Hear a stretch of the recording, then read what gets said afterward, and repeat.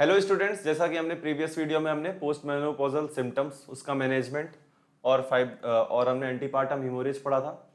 आज हम पढ़ेंगे फाइब्रॉइड यूट्रस, जिसको लियोमायोमा यूटेराई भी कहते हैं, और ये 10 मार्क्स में आता है। प्रीवियस क्वेश्चन ईयर में आ चुका है ये। अब बात करते हैं तो फाइब्रॉइड यूट्रस होता क्या है। तो fibroid uterus is a benign tumour. Benign मतलब होता है नॉन कैंसरस ग्रोथ, ठीक है। तो क्या होता है फाइब्रॉइड यूट्रस? ये एक बिनाइंग ट्यूमर होता है, या फिर कह सकते हैं नॉन कैंसरस ट्यूमर या ग्रोथ होता है। किसका होता है? Smooth muscle fibre and connective tissue of the uterus. और यूट्रस में भी खासकर किसका? मायोमेट्रियम मोस्ट कॉमन होता है, इस कारण मायोमेट्रियम लिखा हुआ है। तो हमने क्या पढ़ा? फाइब्रॉइड यूट्रस क्या है? बिनाइंग ट्यूमर, मतलब नॉन कैंसरस ग्रोथ है। किसका किसका होता है? तो स्मूथ मसल फाइबर और कनेक्टिव टिश्यू का। स्मूथ मसल फाइबर मतलब वह मसल जो यूट्रस की वॉल को जो बनाती है, ठीक है। कौन सी मसल? जो यूट्रस की वॉल को बना रही है, वो स्मूथ मसल।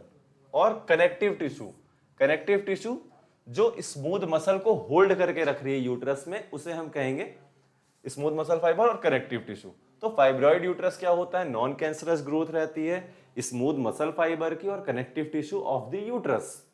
यूट्रस में भी मोस्ट कॉमन मायोमेट्रियम, ठीक है। It is most common benign tumour of the female genital tract during the reproductive age. मतलब रिप्रोडक्टिव एज का मतलब कि जिसमें बायोलॉजिकली एक्टिव हो या कैपेबल हो प्रेगनेंसी के लिए, कंसीव करने के लिए बेबी, उसी को हम क्या कहेंगे? रिप्रोडक्टिव एज कहेंगे। या फिर कह सकते हैं कि मेंस्ट्रुअल साइकिल जब तक एक्टिव हो फीमेल में, उनको हम क्या कहेंगे? रिप्रोडक्टिव एज कहेंगे, उस एज को। तो ये कहाँ होती है फाइब्रॉइड यूट्रस? ये मोस्ट कॉमन होती है फीमेल जेनाइटल ट्रैक्ट में। वो भी कब? During the reproductive age. Okay, अब बात कर लेते हैं इसके टाइप्स की। तो लोकेशन मतलब कहाँ प्रेजेंट है फाइब्रॉइड, कहाँ प्रेजेंट है ट्यूमर, उसके हिसाब से पहला इंट्राम्यूरल, दूसरा सबम्यूकस, तीसरा सबसीरस और लास्ट सर्वाइकल फाइब्रॉइड। इंट्राम्यूरल का मतलब होता है कि मायोमेट्रियम के अंदर जो भी फाइब्रॉइड डेवलप हो उसे हम कहेंगे इंट्राम्यूरल फाइब्रॉइड, और ये मोस्ट कॉमन होता है, इसी कारण यूट्रस के बगल में मायोमेट्रियम यहां लिखा हुआ था। सब म्यूकस क्या होता है? सब म्यूकस का मतलब होता है इंडोमेट्रियम। इंडोमेट्रियम मतलब inner layer of the uterus. तो सब म्यूकस फाइब्रॉइड में होता क्या है कि इंडोमेट्रियम के नीचे, लाइज बीनीथ द इंडोमेट्रियम और project into the uterine cavity. मतलब इंडोमेट्रियम सबसे अंदर वाली लेयर में रहती है जो फाइब्रॉइड, और क्या, जो अंदर कैविटी में प्रोजेक्ट कर जाती इस तरह से। ये कौन सी फाइब्रॉइड है? सब म्यूकस फाइब्रॉइड है। सब सीरस फाइब्रॉइड बेसिकली होती है located beneath the सीरोसल surface and project outward. सीरोसल surface मतलब होता है पेरीमेट्रियम। पेरीमेट्रियम कौन सी लेयर होती है? सबसे आउटवर्ड लेयर होती है। तो इंट्राम्यूरल को हमने क्या कहा? मायोमेट्रियम के अंदर। सब म्यूकस मतलब इंडोमेट्रियम के नीचे। सब सीरस का मतलब पेरीमेट्रियम के नीचे, लेकिन वो बाहर की ओर प्रोजेक्ट कर जाती है, इस कारण पिडंकलेटेड की फॉर्म में दिखती है। आई होप आपको टाइप समझ में आ गया होगा। अभी तक हमने कितने टाइप देखे? 3 टाइप देखे, सब म्यूरल, सब म्यूकस और सब सीरस। अब चौथा टाइप होता है सर्वाइकल फाइब्रॉइड। तो सर्वाइकल फाइब्रॉइड उस फाइब्रॉइड को कहते हैं जो कि सर्विक्स के पास से अराइज हो, तो arises from the cervix is called cervical fibroid. Pedunculated इसको कहते हैं, ये पेरीमेट्रियम की वॉल है आउटर लेयर, उससे पिडंकल के थ्रू ये बाहर आ गया। और सब म्यूकस में हमने क्या पढ़ा? जो अंदर यूटेराइन कैविटी में प्रोजेक्ट कर जाए। आई होप समझ में आ गया होगा आप लोगों को टाइप और फाइब्रॉइड होता क्या है। अब बात करते हैं ट्रीटमेंट की। तो ट्रीटमेंट इसका डिपेंड करता है कि फीमेल की एज क्या है, ठीक है, और सिम्टम्स देखते हैं फाइब्रॉइड में क्या सिम्टम्स शो हो रहे हैं, फाइब्रॉइड की साइज क्या है और कहाँ पास प्रेजेंट है, लोकेशन कहाँ पास है, और fertility desire of the couple. तो 2 ट्रीटमेंट होती है, एक कंजर्वेटिव ट्रीटमेंट होती है, एक मेडिकल ट्रीटमेंट होती है, और तीसरी होती है सर्जिकल ट्रीटमेंट। तो कंजर्वेटिव ट्रीटमेंट मतलब होता है कि इसमें कोई हमें एक्टिवली मेडिकेशन स्टार्ट नहीं करना रहता, मतलब दवाइयाँ देनी स्टार्ट नहीं करनी रहती हैं। क्यों, कब नहीं करनी रहती है? तो उसका कंडीशन दिया है कि अगर स्मॉल और एसिम्टोमेटिक फाइब्रॉइड हो। मतलब कंजर्वेटिव ट्रीटमेंट में हमें क्या करना है? अभी मेडिकेशन स्टार्ट नहीं करना है, दवाइयां नहीं देना है, बस हमें क्या करना है? ऑब्जर्वेशन पीरियड में रखना है फीमेल को। तो वो कब कब कंडीशन में हमें कंजर्वेटिव ट्रीटमेंट देनी चाहिए? तो स्मॉल फाइब्रॉइड हो और सिम्टम्स अभी शो नहीं हो रहे हो, रेगुलर फॉलो अप चेकअप में क्या करना है, पेल्विक एग्जामिनेशन करना है और अल्ट्रासाउंड करना है। पेल्विक एग्जामिनेशन दो चीजों से की जाती है, पर स्पेकुलम और पर वेजाइनल। और सोनोग्राफी से हम देख सकते हैं कि फाइब्रॉइड की साइज में कुछ इंक्रीजमेंट हो रही है कि नहीं हो रही है, और सिम्टम्स शो नहीं हो रहे हैं तो हम ट्रीटमेंट नहीं कर सकते। अब बात करते हैं मेडिकल ट्रीटमेंट। तो तीन तरह की ट्रीटमेंट होती है यूटेराइन फाइब्रॉइड में, पहली कंजर्वेटिव ट्रीटमेंट, दूसरी मेडिकल ट्रीटमेंट और तीसरी सर्जिकल ट्रीटमेंट। कंजर्वेटिव ट्रीटमेंट में हमें ट्रीटमेंट नहीं करना रहता है, बस हमें क्या ऑब्जर्वेशन में रखना रहता है फीमेल को। अब बात करते हैं मेडिकल ट्रीटमेंट में, तो मतलब साइज बढ़ चुका है फाइब्रॉइड, अब स्मॉल ना रह के लार्ज हो गया है और सिम्टम्स भी दिख रहे हैं। तो मेडिकल ट्रीटमेंट में एनसेड्स देंगे। एनसेड्स बेसिकली मिफिनेमिक एसिड हो गया।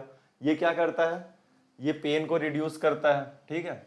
ट्रांसएग्जामिक एसिड जो मेंस्ट्रुअल ब्लड लॉस रहता है उसको रिड्यूस करता है, जो मेंस्ट्रुअल पीरियड के थ्रू बहुत ही ज्यादा ब्लीडिंग होती है उसको कम कर देता है। कैसे कम करता है, ये इनहिबिट कर देता है कोगुलेशन फैक्टर को, जिससे क्या रहता है कि वो टूटते नहीं है, और टूटते नहीं तो उससे क्या होता है, ब्लीडिंग होगी नहीं। ब्लड क्लॉट अगर टूटेंगे तभी तो ब्लीडिंग बढ़ेगी, लेकिन ये उसी को इनहिबिट कर देता है, जिससे क्या होता है, ब्लड क्लॉट टूटते नहीं है और ब्लीडिंग रुक जाती है।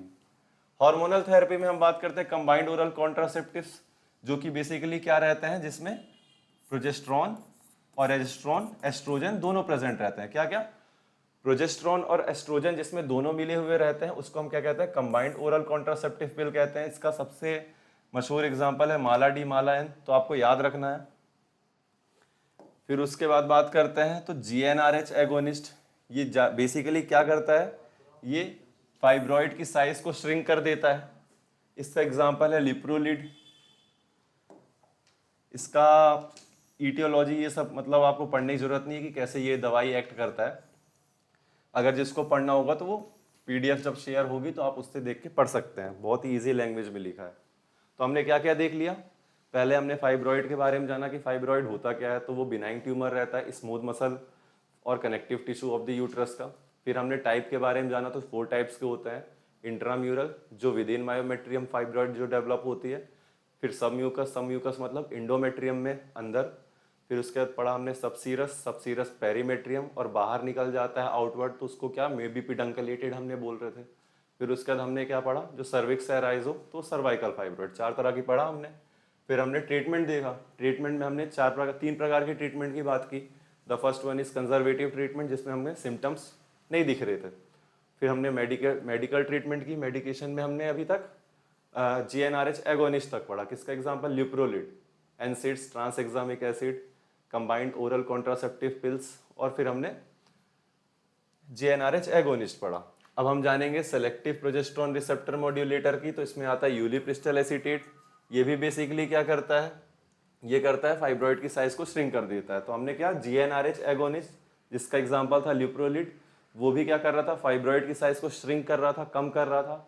और जो सेलेक्टिव प्रोजेस्टेरॉन रिसेप्टर मॉड्यूलेटर है उसका एग्जांपल यूलिप्रिस्टल एसीटेट, ये भी क्या कर रहा है, ये भी फाइब्रॉइड की साइज को श्रिंक कर रहा है। और इसके एक साइड इफेक्ट भी है, या मान लो ये इंड्यूस क्या करता है, टेम्पररी एमिनोरिया। एमिनोरिया मतलब क्या होता है कि ब्लीडिंग को स्टॉप कर दे टेम्पररी। मान लो कोई किसी के यहाँ त्यौहार है, दीपावली का त्यौहार है या होली का त्यौहार है, तो उस शुभ अवसर पे मान लो ब्लीडिंग को एक्सटेंड करना चाह रही कोई फीमेल, तो ये टेम्पररी एमिनोरिया को भी इंड्यूस करता है, ठीक है। और साथ ही साथ क्या करता है, कंट्रोल करता है हैवी मेंस्ट्रुअल ब्लीडिंग। कौन करता है, यूलिप्रिस्टल एसीटेट। अब बात करते हैं सर्जिकल ट्रीटमेंट की। तो सर्जिकल ट्रीटमेंट में मायोमेक्टोमी, मायोमेक्टोमी, तो मायोमेक्टोमी में क्या, एब्डोमिनल मायोमेक्टोमी हम कर सकते हैं, लेप्रोस्कोपिक मायोमेक्टोमी कर सकते हैं और हिस्ट्रोस्कोपिक मायोमेक्टोमी कर सकते हैं। एब्डोमिनल मायोमेक्टोमी का मतलब होता है कि एब्डोमेन में एक इंसिजन बनाया जाएगा, इससे फिर यूट्रस को खोला जाएगा और बाहर निकाल दिया जाएगा फाइब्रॉइड। अब इसमें क्या रहता है कि यूट्रस जो रहता है इसमें कंजर्व रहता है, मतलब ये नहीं कि पूरा यूट्रस बाहर आ रहा है, ओनली फाइब्रॉइड को बाहर निकाला जाता है, इसमें यूट्रस सेव रहता है। तो एब्डोमिनल के थ्रू क्या होता है, ओपन सर्जरी होती है, मतलब an incision is made in abdomen, uterus is open and fibroids are removed. फिर लेप्रोस्कोपिक मायोमेक्टोमी में होता है कि हल्का सा बस इंसिजन लगाया जाता है एब्डोमेन में और कैमरा और इंस्ट्रूमेंट के थ्रू वहां पास ऑपरेशन हो जाता है अपना। हिस्ट्रोस्कोपी मायोमेक्टोमी मतलब क्या होता है कि हिस्ट्रोस्कोप को पास किया जाता है through vagina and cervix into the uterine cavity. Overall uterine cavity में ही हो रहा है हमारा फाइब्रॉइड, तो यूटेराइन कैविटी में हिस्टेरोस्कोप को पास किया जाएगा, वेजाइना के थ्रू, फिर सर्विक्स, फिर उसके बाद यूटेराइन कैविटी। अब बात कर लेते हैं हिस्टेरेक्टोमी। तो मायोमेक्टोमी हमने देख लिया, जिसमें क्या था, फाइब्रॉइड को रिमूव कर रहे थे, कंप्लीटली पूरे यूट्रस को बाहर नहीं निकाल रहे थे। अगर मान लो पूरे यूट्रस को ही बाहर निकाल देंगे तो उसको हम क्या कहेंगे, हिस्टेरेक्टोमी कहेंगे। मतलब टोटल एब्डोमिनल और वेजाइनल इस तरीके से हम कर सकते हैं। और ये डेफिनेटिव ट्रीटमेंट है। डेफिनेटिव ट्रीटमेंट मतलब 100% क्योर है। जो मेन जड़ थी हमारी, जिसमें यूट्रस में हमारे फाइब्रॉइड हो रहा था, पूरा यूट्रस को ही हमने बाहर निकाल दिया सर्जरी के थ्रू। तो ये एब्डोमिनल मतलब एब्डोमिनल हिस्टेरेक्टोमी भी कर सकते हैं और वेजाइनल हिस्टेरेक्टोमी भी कर सकते हैं। ये दो पाथ है, आपको किस पाथ से करना है, कौन से प्रोसीजर से करना है। तो आई होप आपको समझ में आया होगा। फाइब्रॉइड यूट्रस, जिसको लियोमायोमा यूटेराई भी हमने कहा, टाइप्स देखे हमने, उसके टाइप्स के बाद हमने ट्रीटमेंट भी देखी। कौन कौन से treatment, conservative treatment, medical treatment और सर्जिकल ट्रीटमेंट। अब बात करते हैं पोस्टपार्टम हीमोरेज की। ये भी प्रीवियस ईयर में आया हुआ क्वेश्चन है। तो पोस्टपार्टम हीमोरेज का मतलब क्या होता है? पोस्ट मतलब होता है आफ्टर, पार्टम मतलब होता है डिलीवरी, और हीमोरेज बेसिकली ब्लीडिंग। तो मतलब डिलीवरी के बाद, किसकी डिलीवरी के बाद? बेबी की डिलीवरी के बाद, फीटस की डिलीवरी के बाद जो भी ब्लीडिंग होगी उसको हम क्या कहेंगे? पोस्टपार्टम हीमोरेज कहेंगे। इसी तरह हमने एंटीपार्टम पढ़ा था प्रीवियस लेक्चर में। एंटीपार्टम क्या होता है बेसिकली? एंटी मतलब पहले, पार्टम मतलब डिलीवरी, मतलब डिलीवरी के पहले जो भी ब्लीडिंग होती है वो एंटीपार्टम हीमोरेज कहलाता है। उसमें कॉजेज हमने क्या देखे थे? प्लेसेंटल कॉज देखे थे और एक्स्ट्रा प्लेसेंटल कॉज देखे थे। प्लेसेंटल कॉज में हमने क्या देखा था? Placenta previa, placental abruption. अब चलिए पोस्टपार्टम हीमोरेज देखते हैं। तो पोस्टपार्टम हीमोरेज का मतलब हो गया कि डिलीवरी के बाद जो होगा ब्लीडिंग, उसको हम क्या कहेंगे? पोस्टपार्टम हीमोरेज कहेंगे। ये दो तरीके का माना जाता है क्लासिफिकेशन में, primary and secondary. Primary postpartum haemorrhage कब होता है? डिलीवरी के 24 घंटे के अंदर, occurs with in 24 hour of delivery. और ये बहुत ही कॉमन होता है। जैसे ही बेबी मान लो आज अगर पैदा हुआ, डिलीवरी हुआ, तो अभी से लेके पूरा 24 घंटे के अंदर अगर ब्लीडिंग हो गया तो क्या माना जाएगा? प्राइमरी पोस्टपार्टम हीमोरेज माना जाएगा। सेकेंडरी पोस्टपार्टम हीमोरेज मतलब होता है कि 24 घंटे के बाद, लेकिन अप टू 6 वीक्स। आज जैसे बेबी की डिलीवरी हुई तो इससे 24 घंटे के बाद ब्लीडिंग होगा, और 24 घंटे से लेकर 6 वीक के बीच कभी भी अगर ब्लीडिंग हो रहा है तो उसको हम क्या कहेंगे? सेकेंडरी पोस्टपार्टम हीमोरेज कहेंगे। इसके कॉजेस की इसमें ट्रिक है कि 4 T's करके आप याद रख सकते हैं। क्या? कि पोस्टपार्टम हीमोरेज में जो कॉजेज होते हैं उसमें 4 T होते हैं। 4 T। अब कौन कौन से? तो टोन, टिश्यू, ट्रॉमा, थ्रोम्बिन। क्या मैंने बोला? Tone, tissue, trauma, thrombin. Tone, tissue, trauma, thrombin. Tone basically मतलब यूटेराइन एटोनी। यूटेराइन एटोनी का मतलब होता है कि failure of uterus to contract after delivery. मतलब जैसे ही बेबी की डिलीवरी हुई, लेबर जब स्टेज 1 लेबर में हम क्या कर रहे थे? यूटेराइन कॉन्ट्रैक्शन चालू हो रहा था, जिससे ट्रू लेबर पेन हो रहा था और साथ ही साथ सर्विक्स डायलेट कर रहा था। तो इसके कारण क्या हुआ? बेबी डिसेंट हुआ सेकंड स्टेज ऑफ लेबर में और बाहर आ गया। तो इतना ही काम नहीं है यूट्रस का, इसके बाद भी उसको क्या करना रहता है? यूटेराइन को कॉन्ट्रैक्ट करना रहता है कि प्लेसेंटा ही बाहर निकले। वो थर्ड स्टेज ऑफ लेबर कहलाता है। तो वही कह रहा है इसमें कि डिलीवरी ऑफ द बेबी के बाद क्या हो जाए? यूट्रस फेल हो जाए कॉन्ट्रैक्ट करना, अच्छे से कॉन्ट्रैक्ट ना कर पाए। साथ ही साथ दूसरा कॉज क्या होता है? Tissue retain. कौन कौन सा टिश्यू? अब मान लो यूट्रस जो है वो कॉन्ट्रैक्ट नहीं करेगा तो बेबी की डिलीवरी के बाद प्लेसेंटा को निकलना और मेम्ब्रेन को निकलना, ये थर्ड स्टेज ऑफ लेबर होता है।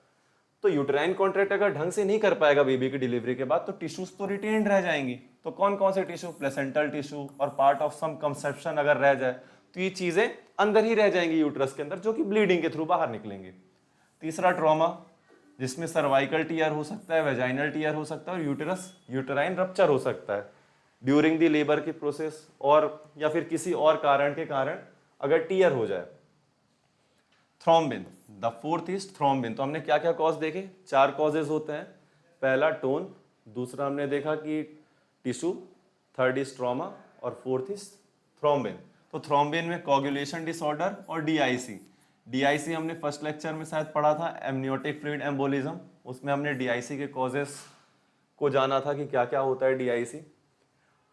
तो अब तक शायद मेरे को लग रहा है कि आपको समझ में आ रहा होगा। अभी हमने फाइब्रॉइड को पढ़ लिया पूरा, फिर पोस्टपार्टम हीमोरेज हमने पढ़ लिया। पोस्टपार्टम हीमोरेज में प्राइमरी और सेकेंडरी दो तरह के क्लासिफिकेशन थे इसके या टाइप्स थे। फिर हमने 4 कॉजेस पढ़ लिए। अब मैनेजमेंट में हम क्या करेंगे, इन्हीं के कॉजेस को ट्रीट करेंगे। क्या करेंगे मैनेजमेंट में, जो हम 4 कॉजेस पढ़े तो पहले हम इन्वेस्टिगेट करेंगे कौन सा कॉज है, और मैनेजमेंट में फिर उसका मैनेजमेंट कर देंगे। तो क्लिनिकल फीचर देखते हैं पहले कि इसके क्या क्या क्लिनिकल फीचर शो होते हैं। तो एक्सेसिव वेजाइनल ब्लीडिंग होगी, डिलीवरी के बाद बहुत ही ज़्यादा ब्लीडिंग होगी। जो मैटरनल है, जो माँ है, उसका कलर पेलर हो जाएगा, मतलब पेल कलर का दिखेगी। और क्या होगा, एक्सेसिव ब्लीडिंग होगी तो हाइपोटेंशन क्रिएट होगा। हाइपोटेंशन मतलब बीपी लो हो जाएगी। बीपी लो का होने का मतलब है कि पूरी एक्सट्रीमिटीज या पूरी बॉडी में सर्कुलेशन कम हो जाएगा। कम हो जाएगा तो होगा क्या कि जो हमारा हार्ट है वो कंपेंसेट करने के लिए ज़्यादा जल्दी जल्दी वो बीट करेगा, जिसके कारण क्या होगा, हार्ट रेट इंक्रीज हो जाएगा। तो हमने क्या देखा क्लिनिकल फीचर में अभी पोस्टपार्टम हेमोरेज के, कि ब्लीडिंग बहुत ज़्यादा होगी। ब्लीडिंग ज़्यादा होने के कारण उसके शरीर का जो कलर है वो पेलर हो जाएगा, और ब्लीडिंग ज़्यादा होने के कारण हाइपोटेंशन क्रिएट होगा। हाइपोटेंशन को कंपनसेट करने के लिए हार्ट रेट इंक्रीज होगा, जिसको हम टैकीकार्डिया कहते हैं। और ब्लीडिंग एक्सेसिव होगी तो डिजीनेस होगा, और सीवियर केसेस में कभी कभी क्या होता है, शॉक में चला जाता है पेशेंट, और अभी भी नहीं ट्रीट किए तो इससे डेथ भी हो सकती है। तो आई होप आपको क्लिनिकल फीचर पोस्टमार्टम हेमोरेज के क्लियर हुए होंगे। अब बात कर लेते हैं मैनेजमेंट की। तो मैनेजमेंट में हमें क्या करना है, पहले इमीडिएट रिसस्किटेशन करना है, मतलब एसेस करना है उसका एयरवे, उसका ब्रीदिंग और सर्कुलेशन, ये चीज़ें एसेस करनी है।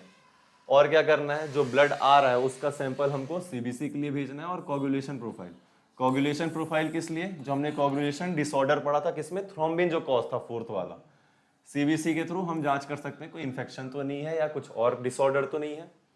अब बात करते हैं सेकंड क्या करेंगे, आइडेंटिफाई करेंगे और ट्रीट करेंगे कॉज।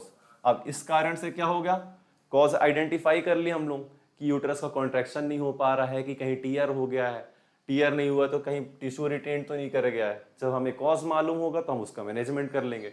अगर सपोज करूं कि पहला कॉज हुआ कौन सा, टोन वाला, यूटेराइन एटोनी, मतलब uterus fail to contract after delivery, तो उसमें हम कौन कौन सी ड्रग्स देंगे, तो ऑक्सीटोसिन, मिथाइल एर्गोमेट्रिन और मिसोप्रोस्टोल।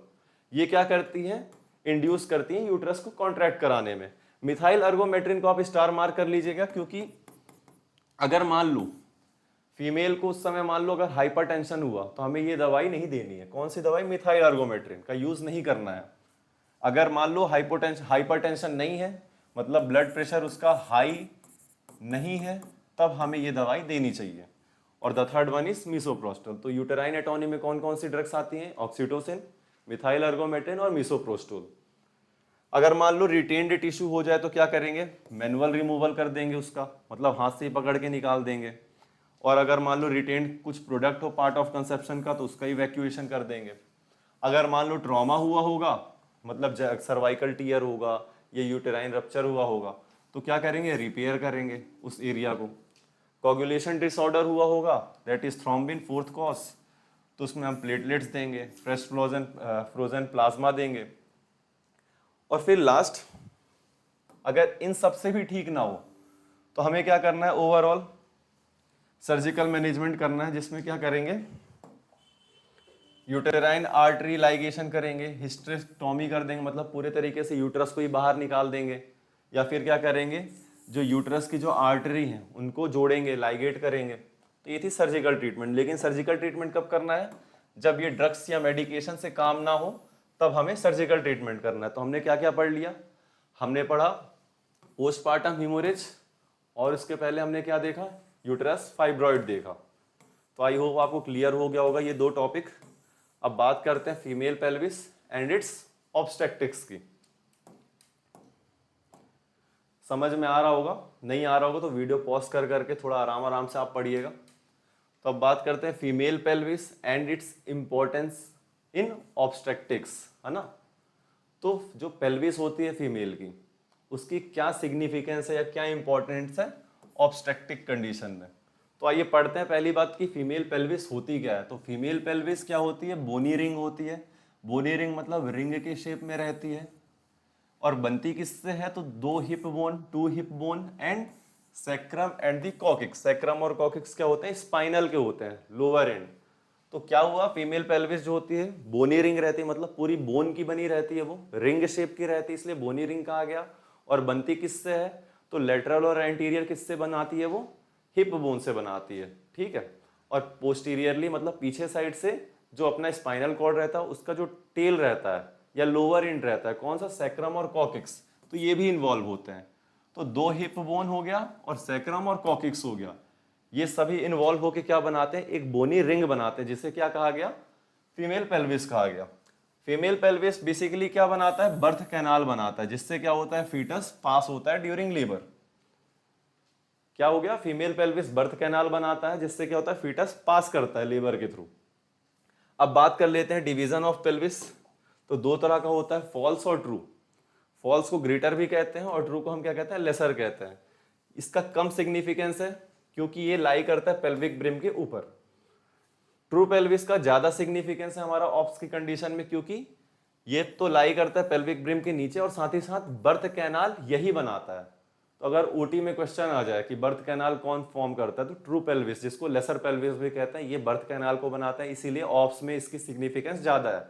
इसकी लोकेशन क्या है ट्रू पेल्विस की, तो ये पेल्विक ब्रिम के नीचे रहता है। फॉल पेल्विस पेल्विक ब्रिम के ऊपर रहता है।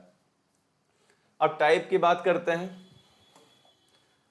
According to Caldwell and Moloy classification, ठीक है। तो काल्डवेल और मोलॉय के हिसाब से 4 प्रकार के होते हैं।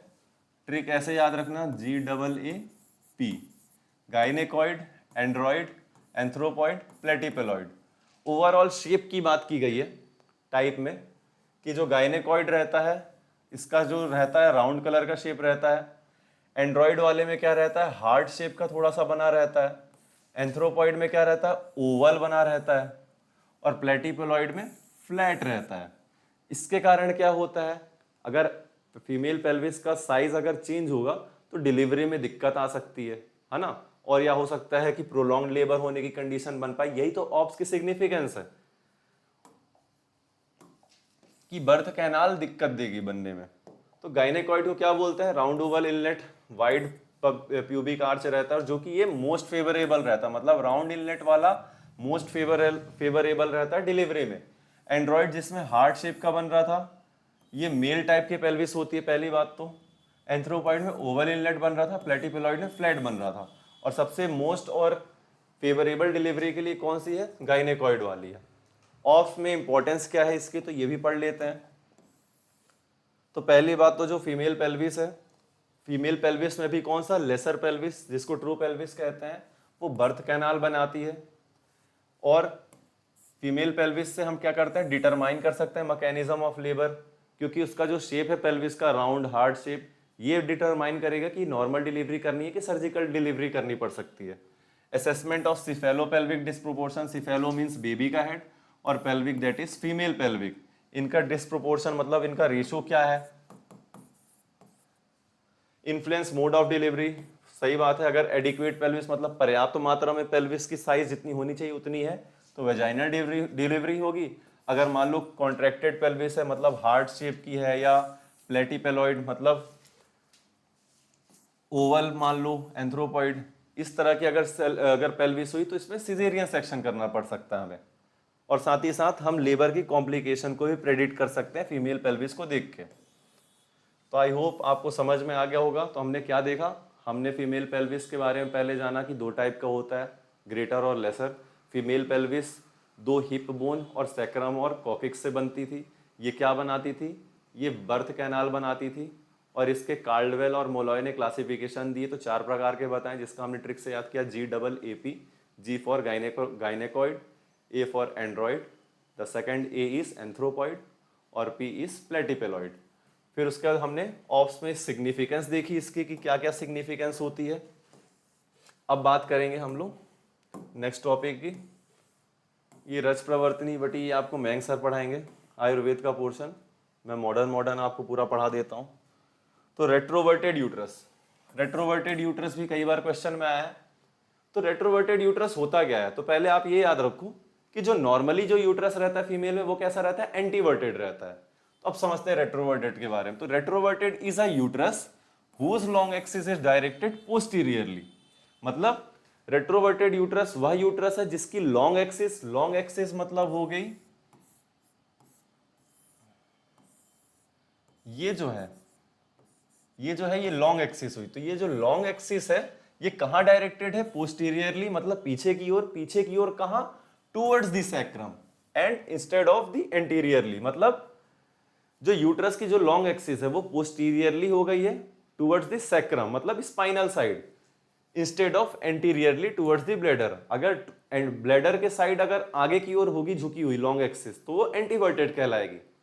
हम क्या पढ़ रहे हैं? रेट्रोवर्टेड पढ़ रहे हैं। मतलब एंटीवर्टेड नॉर्मल कंडीशन होती है यूट्रस की, जिसमें होता क्या है कि जो लॉन्ग एक्सिस रहती है वो हमारी एंटीरियरली ब्लैडर के पास रहती है डायरेक्टेड, और जो रेट्रोवर्टेड रहता है, रेट्रोवर्टेड में क्या रहता है कि जो यूट्रस की जो लॉन्ग एक्सिस है वो पोस्टीरियरली हो जाती है और कहां डायरेक्टेड रहती है? स्पाइनल के सैक्रम की ओर। ठीक है, तो इसी को हम क्या कहते हैं? रेट्रोवर्टेड यूट्रस कहते हैं। और इसमें क्या रहता है? रेट्रोवर्टेड यूट्रस में जो फंडस रहता है वो लाई करता है posteriorly to the cervix. I hope आपको रेट्रोवर्टेड समझ में आया होगा।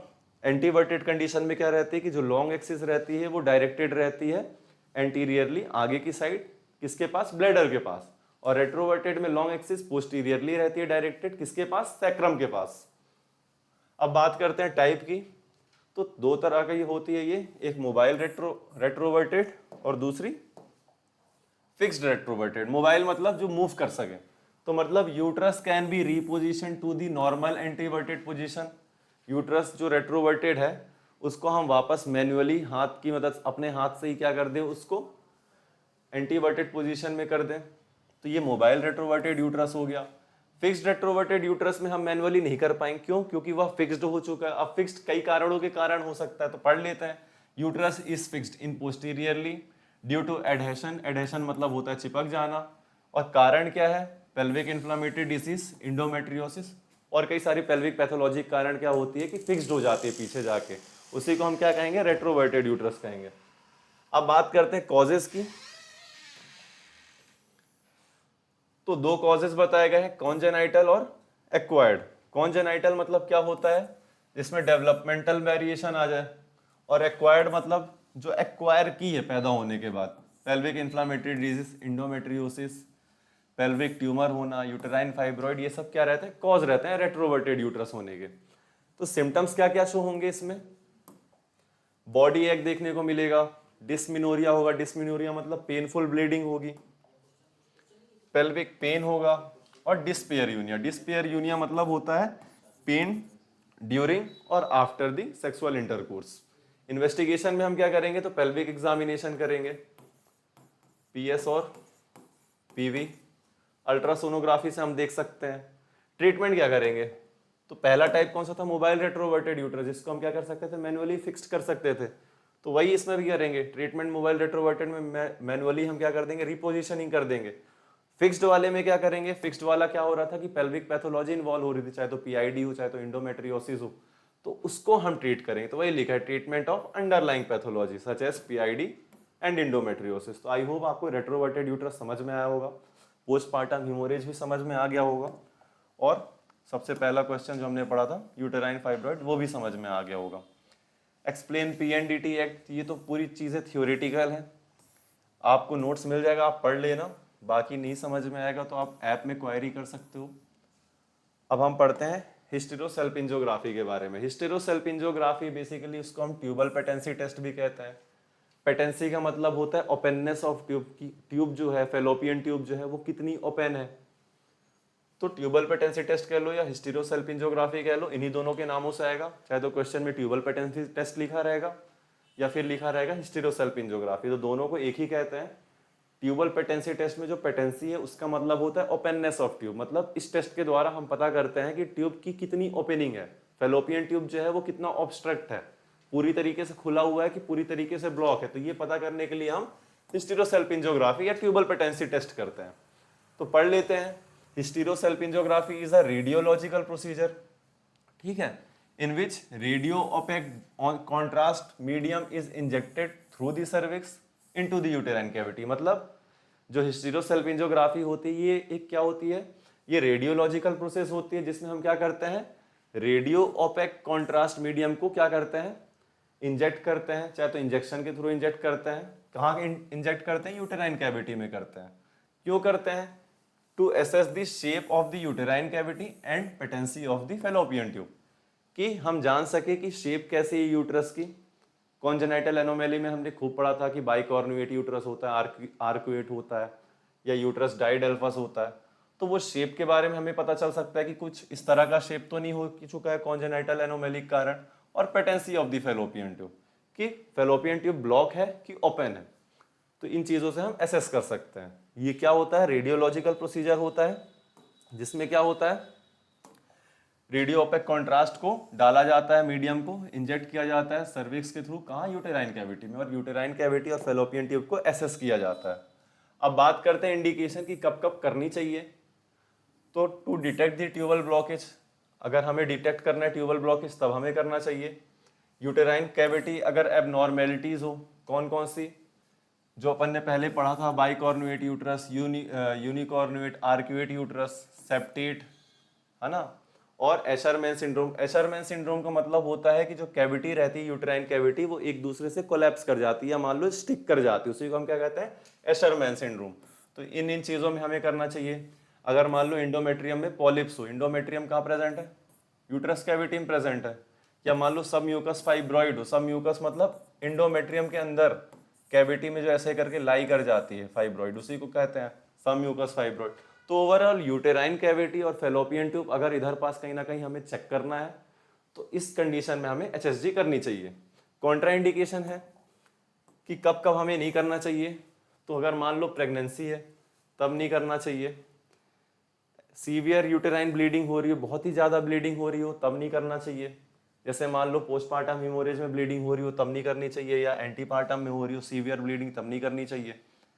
एक्टिव यूटेराइन और सर्वाइकल इन्फेक्शन, अगर मान लो सर्वाइकल और यूटेराइन इन्फेक्शन है तब हमें नहीं करनी चाहिए। तो प्रेगनेंसी में नहीं करनी चाहिए, सीवियर यूटेराइन ब्लीडिंग में, पीआईडी में, पेल्विक इन्फ्लामेटरी डिजीज में हमें नहीं करनी चाहिए, और यूटरस का या सर्विक्स का अगर इन्फेक्शन होगा तब हमें एचएसजी टेस्ट का प्रयोग नहीं करना चाहिए। और इसकी टाइमिंग क्या रहती है एचएसजी की? तो perform during the proliferative phase of the menstrual cycle. Proliferative phase किसको कहेंगे? जो मेंसेस के बाद, मेंस्ट्रुएशन के बाद 3 to 5 डेज के बाद जो पीरियड रहेगा टिल ओव्यूलेशन तक, मतलब मिड ऑफ द साइकिल तक, उसके बीच के टाइम में ही हमें क्या करना चाहिए? चेक करना चाहिए। तो timing of HSG is perform during the proliferative phase, या फिर कह सकते हो मेंस्ट्रुएशन पीरियड के बाद और ओव्यूलेशन के पहले या मिड साइकिल के पहले जो टाइमिंग रहती है उसमें हमें क्या करना चाहिए? एचएसजी टेस्ट करनी चाहिए। तो प्रोसीजर क्या है इस एचएसजी टेस्ट का?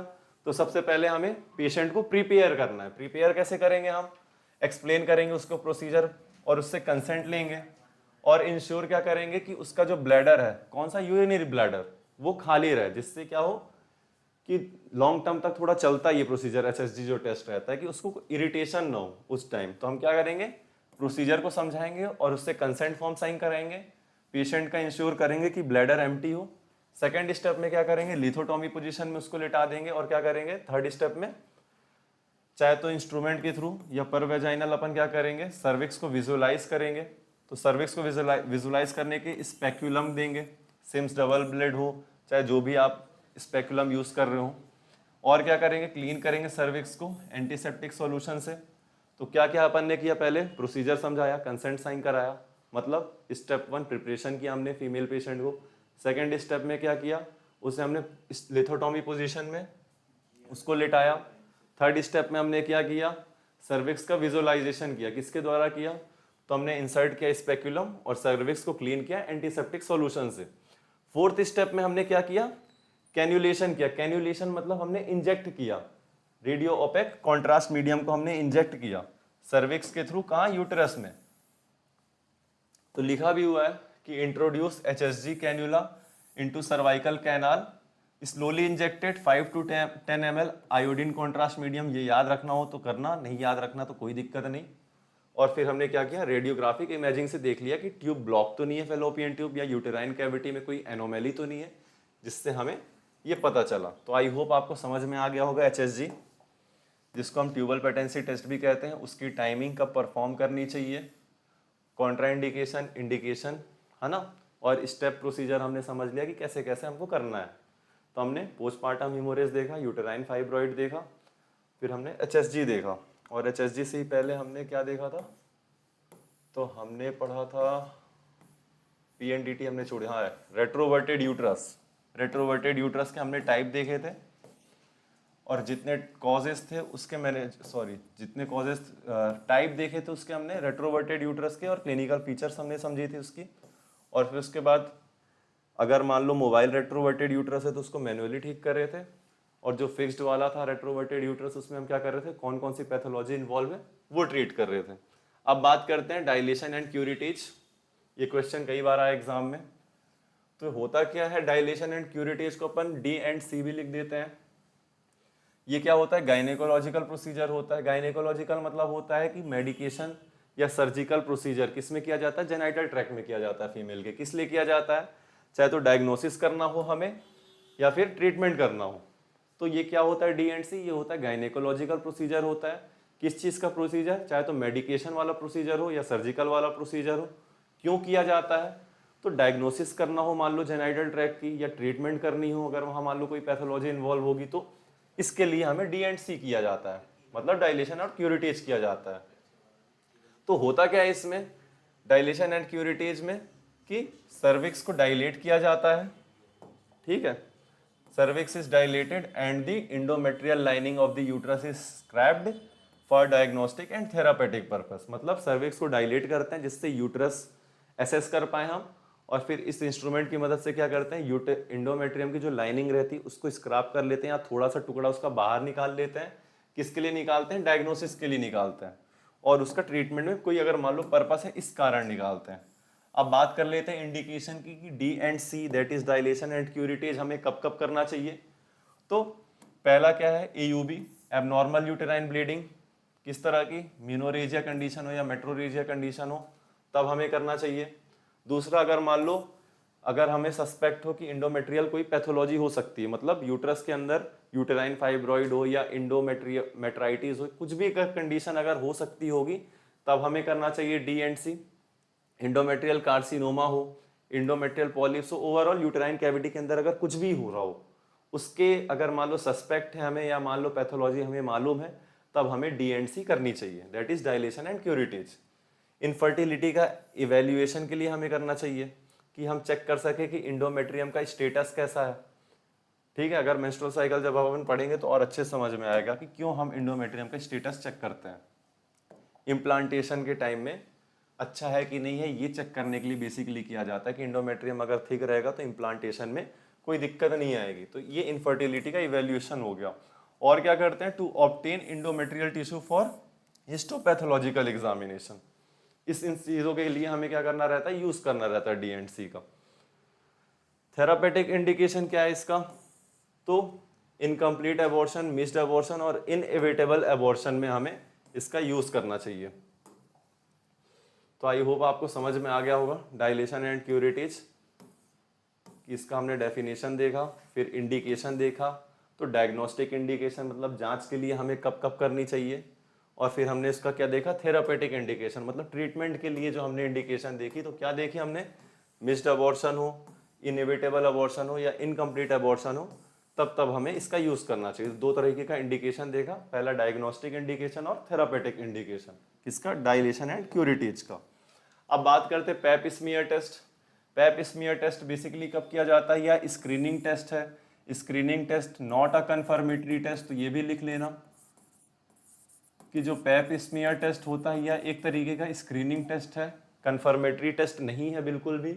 इसमें होता क्या है कि प्री मैलिग्नेंट मतलब प्री कैंसरस सेल, या मान लो कैंसरस सेल या कह लो any abnormal changes in the cell या इन दी टिश्यू। तो पैप स्मीयर टेस्ट क्या होता है, स्क्रीनिंग टेस्ट होता है जिसमें प्री कैंसरस या कैंसरस एबनॉर्मल टिश्यू या एबनॉर्मल चेंजेस को जानने के लिए जो हम टेस्ट करते हैं वो पैप स्मीयर टेस्ट है। बेसिकली कहाँ के हमको टिश्यूज के बारे में जानना है, एबनॉर्मल चेंज हो रहा है कि नहीं, तो सर्विक्स के पास के टिश्यू जो रहते हैं उनकी हमें जांच करनी रहती है। तो करते क्या है इसमें, it is a screening test for pre malignant और malignant lesion of the cervix. Cervix में एबनॉर्मल चेंजेस या अर्ली चेंजेस जो हो रहे होंगे वहां के टिश्यू के या सेल के, उनको जानने के लिए हम पैप स्मीयर टेस्ट करते हैं। इसमें करते क्या है कि in which cells are collected from the transformation zone of the cervix. अभी ट्रांसफॉर्मेशन जोन क्या होता है, तो जैसे कि आप जानते हो ये यूट्रस है, फिर नीचे आके यहाँ पास सर्विक्स बना, फिर इसी के आगे वेजाइना, और ये दोनों मिला के बर्थ कैनाल बनाते। तो ये जो यूट्रस जो सर्विक्स का जो जंक्शन रहता है उसी को ट्रांसफॉर्मेशन जोन कहा जाता है, या फिर कह सकते हैं स्क्वेमस कोल्यूमनर जंक्शन। इसको हम ट्रांसफॉर्मेशन जोन कहते हैं। यहाँ से हम क्या करते हैं, सेल्स को कलेक्ट करते हैं और क्या करते हैं, एग्जामाइंड करते हैं साइटोलॉजिकली या हिस्टोपैथोलॉजिकल जांच में हम इसे भेज देते हैं। तो क्या कर रहे हैं हम पैप स्मीयर टेस्ट में, प्री मेलिग्नेंट या malignant lesson of the cervix को हमें क्या करना रहता है, स्क्रीनिंग करनी रहती है, जिसमें हम करते क्या है कि सेल्स को कलेक्ट करते हैं transformation zone of the cervix से। ट्रांसफॉर्मेशन जोन क्या होता है, स्क्वेमो कॉल्यूमनर जंक्शन होता है, और एग्जामाइन किया जाता है उसको साइटोलॉजिकली। अब बात करते हैं प्रोसीजर की। जैसे हमने एचएसजी में प्रोसीजर जाना, तो पहले क्या करना है, पेशेंट को हमको प्रिपेयर करना है। प्रिपेयर में आप ये याद रखना कि consent form will be informed, और पेशेंट को और साइन करना है, मतलब पूरा प्रोसीजर उसको समझाना है और कंसेंट ले लेना है। साथ ही साथ इसमें ये लिखा है कि avoid intercourse vaginal medication before the test. जैसे मान लो हमें 1 हफ्ते बाद टेस्ट करना है, तो हमें फीमेल को समझा देना होगा कि कोई भी इंटरकोर्स नहीं करना है, और कोई भी अगर वेजाइनल मेडिकेशन चल रही है तो उसका भी यूज़ नहीं करना है, वरना टेस्ट में दिक्कत आ सकती है, इंटरफेयर हो सकता है हमारा टेस्ट। तो स्टेप की बात करते हैं, तो पहले क्या करना है, पेशेंट को लिथोटॉमी पोजीशन में लिटाना है। उसके बाद उसको इंसर्ट करना है स्पेक्युलम, कौन सा, कस्कोस बाइवॉल्व स्पेक्युलम। फिर उसके बाद हमें क्या करना है, जब स्पेक्युलम हम डालेंगे तो सर्विक्स जो होगी वो डायलेट हो जाएगी। सर्विक्स डायलेट हो जाएगी तो हमें यूटेराइन कैविटी को हम विजुअलाइज कर सकते हैं। तो पेशेंट को क्या करना है, लिथोटॉमी पोजीशन में लेटाना है, इंसर्ट करना है कस्कोस बाइवॉल्व स्पेक्युलम, जिससे क्या होगा, सर्विक्स को हम विजुअलाइज कर सकते हैं। अब सर्विक्स में हमें क्या देखना है, इंस्पेक्ट करना है कोई सर्विक्स में लीशन तो नहीं है। लीशन मतलब होता है कोई एबनॉर्मल चेंजेस तो नहीं है, या सर्विक्स में कोई डिस्चार्ज तो नहीं हो रहा है। फिर क्या करना है, कलेक्ट करना है सेल्स को वहां से ट्रांसफॉर्मेशन जोन जो हमने बात किया था, लेकिन किस इंस्ट्रूमेंट से करेंगे, तो एरिज स्पेट्यूला से करेंगे। तो हमने क्या क्या पढ़ा स्टेप में, पहले लिथोटोमी पोजीशन में लेटाया, कस्कोस बाइवॉल्व स्पेक्युलम से हमने क्या किया, सर्विक्स को डायलेट किया। फिर सर्विक्स को हमने क्या किया, इंस्पेक्ट किया। क्या इंस्पेक्ट किया कि कोई लेसन तो नहीं है, लीजन मतलब होता है एबनॉर्मल चेंजेस, या फिर कोई डिस्चार्ज तो नहीं है सर्विक्स में। फिर हम क्या किए, कलेक्ट किए सेल, कहाँ से कलेक्ट करना है, ट्रांसफॉर्मेशन जोन। ट्रांसफॉर्मेशन जोन को हम क्या कहते हैं, स्क्वेमो कोल्यूमनर जोन। और कौन से इंस्ट्रूमेंट से करते हैं, तो एरिस स्पेटुला से करते हैं, या फिर साइटोब्रश, याद रखना। ये इंस्ट्रूमेंट से हम कलेक्ट करते हैं सेल को। और जो स्पेट्यूला रहता है या साइटोब्रश रहता है उसको 360 degree around the external OS. External OS मतलब होता है सर्विक्स का जो एक्सटर्नल ओपनिंग रहता है, दो होता है, एक इंटरनल ओपनिंग होता है, एक एक्सटर्नल। इंटरनल ओपनिंग यूट्रस के पास रहता है और एक्सटर्नल ओपनिंग वेजाइना के पास रहता है। तो जो एक्सटर्नल ओपनिंग है सर्विक्स का, वहां पास हमें क्या करना है, साइटोब्रश को रोटेट करना है। रोटेट करके मतलब वहां की सेल्स को हमें निकालना है, कलेक्ट करना है। फिर उसको निकाल के क्या करना है, ग्लास स्लाइड में हमें इसको क्या करना है, स्प्रेड कर देना। और ग्लास स्लाइड में स्प्रेड करने के बाद माइक्रोस्कोप से हमें एग्जामाइन कर लेना है। तो आई होप आपको स्टेप समझ में आ गया होगा पैप स्मीयर का। पैप स्मीयर टेस्ट बेसिकली किस लिए किया जाता है, ये स्क्रीनिंग टेस्ट होता है। अर्ली चेंजेस कुछ ना कुछ सर्विक्स में हो रहे होंगे, उसको देखने के लिए किया जाता है। फिर उसके बाद हमने इसके स्टेप और प्रोसीजर के बारे में बात किया। और हमने क्या देखा, हाँ अभी तक इतना ही देखा। ट्रांसफॉर्मेशन जोन याद रखना और इंस्ट्रूमेंट के नाम याद रखना। एक चीज़ और इम्पॉर्टेंट पॉइंट यहाँ लिखी हुई है कि जो सर्विक्स का जो कैंसर होता है, प्री मेलिग्नेंट मेलिग्नेंट की बात नहीं कर रहा, बस ये याद रखना कि सर्वाइकल कैंसर का कॉज क्या होता है, ह्यूमन पैपिलोमा वायरस। और HIV किसका कॉज रहता है, HIV एड्स का कॉज होता है। सर्विक्स कैंसर का कॉज क्या होता है, HPV इन्फेक्शन मतलब ह्यूमन पैपिलोमा वायरस। इंडिकेशन इसका क्या है, मतलब कब कब हमें पैप स्मीयर टेस्ट करना चाहिए, तो सर्वाइकल कैंसर या प्री कैंसरस लीशन को जानने के लिए। पोस्ट कॉइटल वुमेन में हमें चेक करना चाहिए।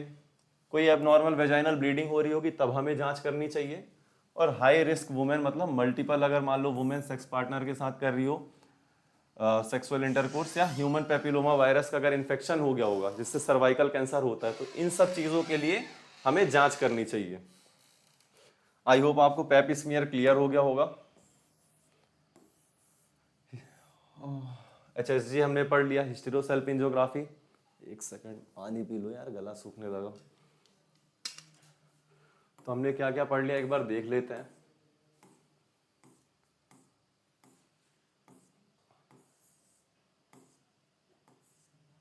बहुत ज्यादा पढ़ लिया क्या हमने? हमने पहले फाइब्रॉइड पढ़ा,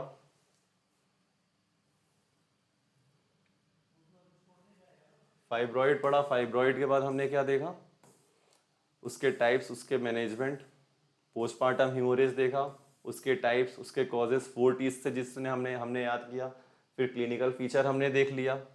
क्लिनिकल फीचर के बाद मतलब पोस्टमार्टम ह्यूमरेज में क्या होगा, ब्लीडिंग होगी। तो ब्लीडिंग से क्या होगा, हाइपोटेंशन होगा, टैकीकार्डिया। तो ये आप अपने से बना के लिख सकते हो पेपर में। फिर उसके बाद 4 T's तो याद रखना पड़ेगा अपने को कि किस कारण हो रहा है पोस्टमार्टम ह्यूमरेज। तो उसी की हमने मैनेजमेंट की बात कर ली। फिर भी अगर मान लो मेडिकेशन से ठीक नहीं हो तो हमने क्या, सर्जरी का परफॉर्म किया। सर्जरी में हमने हिस्टेक्टोमी किया, मतलब रिमूव कर दिया सर्जरी के थ्रू यूटरस को पूरा, या फिर यूटरस आर्टरी को लाइगेट किया। फीमेल पेल्विस के बारे में हमने जाना कि क्या उसकी ऑप्स की सिग्निफिकेंट है। तो फीमेल पेल्विस के पहले हमने टाइप को देखा, जिसमें से लेसर वाला ज़्यादा इंपॉर्टेंट है क्योंकि यही बर्थ कैनाल बना रहा था। और type of female pelvis according to Caldwell और मोलॉय क्लासिफिकेशन के हिसाब से 4 टाइप्स के होते हैं, उसकी बात हमने की। फिर ऑप्स की एग्जामिन सिग्निफिकेंस की बात की। फिर अपन ने रेट्रोवर्टेड यूट्रस देखा। कॉजेज छूट गया था रेट्रोवर्टेड का जब मैं रिवीजन कर रहा था। कॉजेज याद रखना, डेवलपमेंटल वेरिएशन होता है और एक्वायर्ड में क्या क्या आ जाएगा, PID, इंडोमेट्रियोसिस, ये सब आ जाएगा, जो भी पेल्विक पैथोलॉजी इन्वॉल्व रहेगी। तो एक्वायर्ड के कारण क्या होगा, एक्वायर्ड के कारण फिक्स्ड रेट्रोवर्टेड यूट्रस होगा, जिसकी हमने ट्रीटमेंट की थी अंडरलाइंग पैथोलॉजी को ट्रीट करके। PNDT, PCNDT और जो बाकी MTP एक्ट है ये आप खुद से पढ़ लीजिएगा, थ्योरेटिकल है, कोई हार्ड नहीं है। फिर हमने HSG के बारे में देखा, कब करना चाहिए कब नहीं करना चाहिए, टाइमिंग क्या है, उसकी प्रोसीजर क्या है। डायलेशन एंड क्यूरेटेज के बारे में देखा, उसके इंडिकेशन, वो भी 2 तरह के इंडिकेशन, डायग्नोस्टिक और थेरापेटिक इंडिकेशन, ये पढ़ा।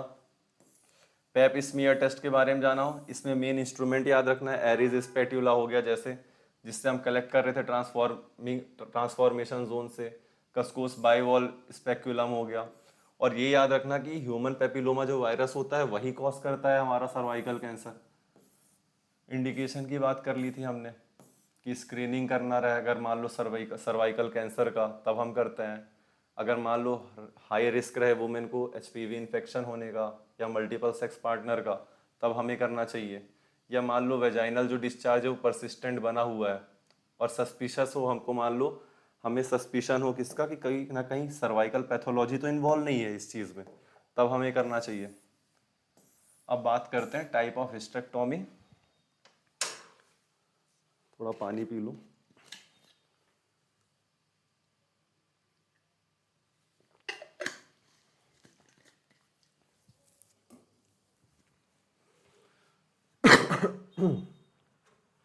टाइप ऑफ हिस्टेक्टोमी, तो टाइप क्या होते हैं, हिस्टेक्टोमी क्या होता है, पहले बात तो ये जान लेते हैं। हिस्टेक्टोमी का मतलब होता है कि completely removal of the uterus by surgical means. मतलब hysterectomy is the surgical removal of the uterus, ये कहलाता है हिस्टेक्टोमी।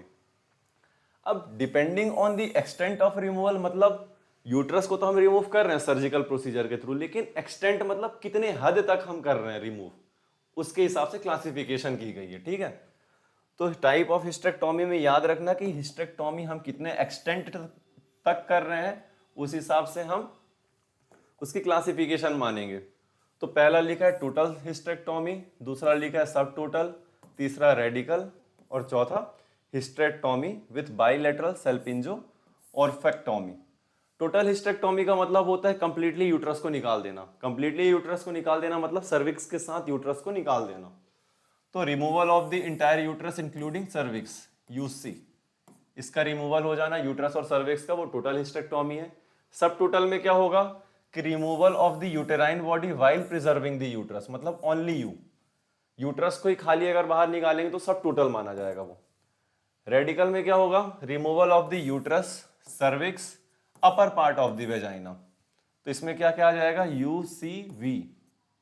UCV, इन सबको निकाल देना क्या कहलाएगा, रेडिकल हिस्टेक्टोमी। तो क्या क्या, टोटल हिस्टेक्टोमी में कंप्लीटली यूट्रस मतलब सर्विक्स के साथ, सब टोटल में सर्विक्स को इंक्लूड करके रखना है, बाहर नहीं निकालना है। रेडिकल में uterus, cervix, upper part of the vagina सबको बाहर निकाल देना।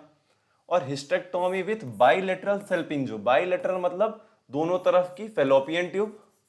और ओफरेक्टोमी, ओफर मतलब हो गया बेसिकली ओवरी, हिस्टेक्टोमी मतलब यूट्रस, तो यूट्रस का, फेलोपियन ट्यूब का और ओवरी का निकालना। तो removal of uterus, fallopian tube and ovary is called hysterectomy with bilateral salpingo oophorectomy. I hope आपको क्लासिफिकेशन समझ में आ गया होगा हिस्टेक्टोमी का। हिस्टेक्टोमी का मतलब क्या होता है ये भी माल पता चल गया होगा। अब बात करते हैं type according to surgical approach. अभी तक हमने क्या पढ़ा, एक्सटेंट ऑफ अप्रोच की बात की थी, कितने हद तक हम उसे बाहर निकाल रहे हैं, तो वो 4 टाइप की हमने देखा। अब बात करते हैं टाइप ऑफ सर्जिकल अप्रोच। तो एब्डोमिनल हिस्टेक्टोमी मतलब एब्डोमेन में हम क्या करेंगे, इंसीजन लगाएंगे, चीरा लगाएंगे, फिर यूट्रस को खोलेंगे, जिसको हम ओपन सर्जरी भी कहते हैं। दूसरा होता है वेजाइनल हिस्टेक्टोमी, मतलब वेजाइनल रूट के थ्रू हम जाएंगे और वहां से क्या करेंगे, यूट्रस को बाहर निकालेंगे सर्जरी के थ्रू। तीसरा होता है लेप्रोस्कोपिक हिस्टेक्टोमी, इसमें क्या करते हैं, एब्डोमेन में हल्का सा कट लगाते हैं, कैमरा रहता है लेप्रोस्कोप और साथ ही साथ इंस्ट्रूमेंट रहता है, जिससे उसके थ्रू, उस रास्ते के थ्रू जो बाहर निकाला जाता है यूट्रस को, वो लेप्रोस्कोपिक हिस्टेक्टोमी हो गया। लास्ट क्या है, एलएवीएच। एलएवीएच का मतलब laparoscopic assisted vaginal hysterectomy, laparoscopic के साथ साथ वेजाइनल हिस्टेक्टोमी, तो ये क्या कहला गया, एलएवीएच। तो हमने 4 टाइप के देख लिए सर्जिकल अप्रोच के हिसाब से। इंडिकेशन इसकी क्या है, यूटेराइन फाइब्रॉइड में हमें करना चाहिए हिस्टेक्टोमी, एबनॉर्मल यूटेराइन ब्लीडिंग में, मतलब ओवरऑल यूट्रस से रिलेटेड जो भी कॉज रहेंगे उसमें हमें करना है। तो चाहे इंडोमेट्रियोसिस हो, एडिनोमायोसिस हो, एबनॉर्मल यूटेराइन ब्लीडिंग हो, पेल्विक इन्फ्लामेटरी डिजीज हो, यूटेराइन फाइब्रॉइड, ये सब पेल्विक पैथोलॉजी होते हैं, खास करके इसके यूट्रस के। मैलिग्नेंट कंडीशन कब कब, जैसे कि सर्वाइकल कैंसर हो तो टोटल हिस्टेक्टोमी हमें करना पड़ी, जिसमें यू और सी दोनों इन्वॉल्व थे। अगर मान लो फेलोपियन ट्यूब कैंसर है, तो जो अपन ने पढ़ा था hysterectomy plus fallopian tube plus ovary, ovarian cancer, तो इन सब में हमें क्या करना चाहिए, हिस्टेक्टोमी करना चाहिए। इसलिए टाइप भी, एक्सटेंट के हिसाब से हमने बता दिया, और किस हिसाब से प्रोसीजर करना सर्जिकल, उसके हिसाब से भी इसकी क्लासिफिकेशन हो गई। तो आई होप आपको हिस्टेक्टोमी समझ में आ गई होगी। अब बात करते हैं जेनाइटल प्रोलैप्स की, कि एक्चुअली जेनाइटल प्रोलैप्स होता क्या है। प्रोलैप्स का मतलब होता है कि नीचे आ जाना कोई भी चीज का, देसी हिंदी की बात करूं तो पढ़ लेते हैं एक बार। Genital prolapse is the downward descent of one और मोर पेल्विक ऑर्गन। मतलब जेनाइटल प्रोलैप्स का मतलब ये होता है कि किसी एक चीज का या एक से ज्यादा चीज का क्या हो जाना, डिसेंट डाउनवर्ड। डिसेंट डाउनवर्ड मतलब नीचे की ओर खिसक जाना। तो कौन सी चीज की, तो पेल्विक ऑर्गन। पेल्विक ऑर्गन क्या होगा, यूट्रस होगा, वेजाइनल वॉल होगा, वॉल्ट। वॉल्ट का मतलब होता है टॉप पार्ट या upper part of the vagina. ये यूट्रस, ये सर्विक्स, फिर ये वेजाइना। तो वेजाइना का ये लोअर एंड कहलाएगा और ये अपर पार्ट कहलाएगा, ठीक है। ये क्या कहलाएगा, upper part of the vagina कहलाएगा। तो जेनाइटल प्रोलैप्स का मतलब होता है कि डिसेंट डाउनवर्ड हो जाना पेल्विक ऑर्गन का, एक से या एक से ज्यादा ऑर्गन का। अब क्यों होता है ये descend downward, due to weakening of pelvic floor support structure. जो भी सपोर्ट स्ट्रक्चर थे, कनेक्टिव टिश्यू या स्मूथ मसल, जो भी चीजें थी, उनका क्या हो जाना, वीक हो जाना, जिसके कारण जो पेल्विक फ्लोर जो बना था, जिसके कारण सब एक दूसरे से होल्ड थे कनेक्टिव टिश्यू के कारण या मसल्स के कारण, वो वीक हो गए। उसके कारण जो जेनाइटल ऑर्गन्स थे वो डाउनवर्ड डिसेंड कर गए। अब बात करते हैं क्लासिफिकेशन की। तो कौन कौन से स्ट्रक्चर इन्वॉल्व है, मतलब कौन कौन सा जेनाइटल या पेल्विक ऑर्गन इन्वॉल्व है जो डिसेंट कर रहा है डाउनवर्ड, उसके हिसाब से बांटा गया है। तो यूटेराइन प्रोलैप्स मतलब descent of uterus into the vagina या आउटसाइड इट, मतलब यूट्रस का नीचे खिसक जाना, किसके कहाँ तक, चाहे तो वेजाइना तक या फिर वेजाइना के बाहर। अब इसको भी 1 डिग्री, 2 डिग्री, 3 डिग्री बांटा गया है कि cervix in vagina not at all introitus. Introitus मतलब होता है वेजाइनल इंटरेस्ट। जो वेजाइनल का इंटरेस्ट या लोअर पार्ट होता है उसको हम क्या कहते हैं, इंटरऑइटस कहते हैं। तो सर्विक्स का वेजाइना में आ जाना, ना कि इंटरऑइटस तक पहुंच जाना। सेकंड में सर्विक्स रीच कर गया इंटरऑइटस, मतलब एकदम lower end of the vaginal part पहुंच चुका है। और थर्ड डिग्री में यूट्रस का कंप्लीटली बाहर आ जाना, वेजाइना के बाहर आ जाना, हमें मतलब एक्सटर्नल विजुअलाइज हो जाएगा। तो ओवरऑल स्ट्रक्चर कौन सा इन्वॉल्व था पेल्विक ऑर्गन, तो यूट्रस था, तो यूट्राइन प्रोलैप्स हो गया। वेजाइनल वॉल्व अगर मान लो इन्वॉल्व है तो हो जाएगा उसमें वेजाइनल वॉल्व प्रोलैप्स। उसमें भी तीन चीजें, सिस्टोसिल, रेक्टोसिल, इंटेरोसिल। इंटेरो बेसिकली मतलब होता है स्मॉल इंटेस्टाइन। तो स्मॉल इंटेस्टाइन का कहाँ आ जाना, वेजाइनल वॉल के ऊपर डाउन बैठ जाना। रेक्टोसील मतलब होता है posterior vaginal wall plus rectum. Rectum मतलब होता है जहां से फीकल मैटर बाहर जाता है, तो वो रेक्टम और पोस्टीरियर वेजाइनल वॉल मिला के अगर डिसेंड डाउनवर्ड कर रहे हैं तो रेक्टोसील।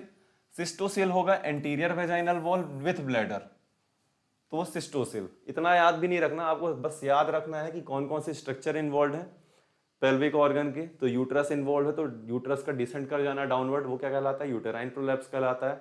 और साथ ही साथ अगर मान लो वेजाइनल वॉल का डाउनवर्ड डिसेंट हो जाना तो वो वेजाइनल प्रोलैप्स कहलाता है। उसके टाइप अगर इंटरोसिल रेक्टोसिल याद ना रहे तो भी कोई दिक्कत नहीं है। वॉल्ड प्रोलैप्स मतलब हो गया, वॉल्ड को हमने क्या बोला था, upper most part of the vagina. तो प्रोलैप्स हो जाना वेजाइनल वॉल्ड का क्या कहलाएगा, वॉल्ड प्रोलैप्स कहलाएगा। तो क्लासिफिकेशन समझ में आ गया होगा कौन कौन से स्ट्रक्चर इन्वॉल्व है उसके बेस पे। और मान लो सीवियरिटी के बेसिस पे बांटा गया है, माइल्ड, मॉडरेट, सीवियर और कंप्लीट प्रोलैप्स। तो ये याद रखना हो तो करना, माइल्ड, मीडियम, मॉडरेट, ये सब अगर हो जाए तो अच्छी बात है।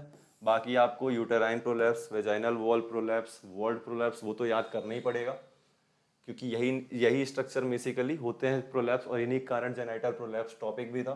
तो क्लिनिकल फीचर इसमें क्या आएगा, feeling of something coming out पर वेजाइना। कोई दिक्कत इससे, मतलब वेजाइना से कुछ चीजें बाहर आ रही ऐसी फीलिंग होनी। Heaviness in pelvis, reduced sexual satisfaction, vaginal discharge होना, वेजाइनल ब्लीडिंग या इंफेक्शन होना, डिफिकल्टी इन मैच्योरेशन और डिफिकेशन। अगर मान लो इंट्रोसील बोल रहा हूं, अगर रेक्टोसील हो जाए है ना, या सिस्टोसील हो जाए तो डिफिकेशन और मैच्योरेशन में डिफिकल्टी। तो इस तरह हमें एक दूसरे से कोरिलेट करते हुए याद रखनी चीजें। अब सभी याद तो नहीं हो पाएंगे इसमें आपको, तो आपको तो ये याद तो हो ही जाएगा कि पेल्विस में हैवीनेस रहेगा, क्योंकि जो पेल्विक ऑर्गन है मतलब जेनाइटल जो ऑर्गन है वही नीचे प्रोलैप्स कर रहा है, नीचे आ रहा है, तो हैवीनेस तो लगेगा ही वहां पास। वेजाइना से कुछ चीज बाहर आ रही है तो feeling of something coming out पर vagina. Reduce sexual satisfaction, vaginal discharge होगा, ब्लीडिंग होगी, इन्फेक्शन होगा, डिफिकल्टी होगी मैच्योरेशन और डिफिकेशन में। तो ये इजी इजी सिंपल है, अगर आपको पेपर में क्लिक नहीं भी कर रहा तो क्लिनिकल फीचर आप लिख पाओ। इस कारण टॉपिक को जानना बहुत जरूरी रहता है, उसका बेसिक अगर आपको मालूम है तो आप लिख पाओगे चीजें। जेनाइटल प्रोलैप्स का मतलब क्या होता है, यहाँ पास ढंग से लिखा हुआ है कि पेल्विक ऑर्गन का डिसेंट करना विथ वेजाइनल मास और urine and bowel dysfunction. Bowel dysfunction मतलब होता है इर्रेगुलर बॉवेल सिंड्रोम कह लो। तो पेल्विक ऑर्गन का डिसेंट कर जाना, वेजाइनल मास और यूरिन और बॉवेल का डिस्फंक्शन हो जाना, ये जेनाइटल प्रोलैप्स कहलाता है। तो आई होप आपको क्लियर हो गया होगा जेनाइटल प्रोलैप्स, उसके टाइप्स, उसके फिर दूसरे टाइप सीवियरिटी के बेसिस में माइल्ड, मॉडरेट, सीवियर, और चौथा पता नहीं क्या था, देखना पड़ेगा एक बार, मुझे याद नहीं हो रही, बताओ ये वाली चीज़ है। कंप्लीटली प्रोलैप्स, तो क्या स्टेज 1 क्या हो गया, माइल्ड, सेकंड मॉडरेट, तीसरी severe, the fourth one is complete prolapse. फिर क्लिनिकल फीचर हमने देख लिया। अब बात करते हैं फार्माकोथेरेपेटिक्स ऑफ एंटी हाइपरटेंसिव ड्रग्स। किसमें, ऑप्स कंडीशन में। ऑप्स मतलब प्रेगनेंसी की कंडीशन में, मतलब अगर मान लो कोई प्रेग्नेंट लेडी है, उसको अगर मान लो बना हुआ है लंबे समय तक क्रोनिक हाइपरटेंशन बना हुआ है, तो हो सकता है चांसेस हो कि फीटल में भी कॉज हो उस हाइपरटेंशन के कारण, या फिर मदर में भी चांसेस हो कि कुछ उसको और कॉम्प्लिकेशन हो सकती है। इस कारण हमें मैनेजमेंट करना बहुत जरूरी होता है एंटी हाइपरटेंशन की जो भी कॉम्प्लिकेशन रहती है। तो पढ़ लेते हैं, hypertensive disorder is in pregnancy are major cause of maternal and fetal morbidity. मतलब हाइपरटेंसिव इन प्रेगनेंसी कंडीशन बहुत ही बड़ी कॉज रहती है किस चीज की, फीटल या मैटरनल मॉर्बिडिटी होने की। मॉर्बिडिटी का मतलब होता है प्रेजेंस ऑफ एनी इलनेस या फिर फीलिंग ऑफ एनी इलनेस, कि हमें कुछ ना कुछ इलनेस है। एंटी हाइपरटेंसिव ड्रग्स करती क्या है, तो पहली बात तो कंट्रोल करेगी बीपी, ये तो सबको मालूम है कि बीपी को ही कंट्रोल करेगी, इसी कारण हाइपरटेंसिव ड्रग्स दी जाती हैं। दूसरा प्रिवेंट कॉम्प्लिकेशन, कि कौन कौन से कॉम्प्लिकेशन डेवलप हो सकते हैं। तो कौन कौन से कॉम्प्लिकेशन डेवलप हो सकते हैं,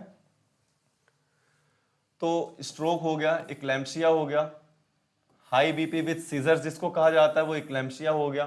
तो इन चीजों को वो क्या करेगा, प्रिवेंट कर देगा कॉम्प्लिकेशन। स्ट्रोक हो गया, इक्लैम्पसिया हो गया, इनको वो प्रिवेंट करेगा।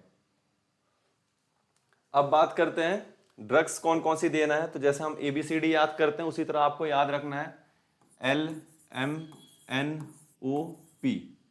L means labetalol, M means methyl dopa, N means nifedipine and P stands for pregnancy. तो आप ये याद रखना कि ड्रग्स हमें प्रेगनेंसी में कौन कौन सी देनी है। तो LMNOP labetalol, methyl dopa, nifedipine, pregnancy. P for pregnancy, मतलब प्रेगनेंसी में हमें 11 देनी है। अब मिथाइल डोपा के बारे में बात करें तो ये क्या होती है, drugs as a first choice रहती है किसके लिए, क्रोनिक हाइपरटेंशन इन प्रेगनेंसी।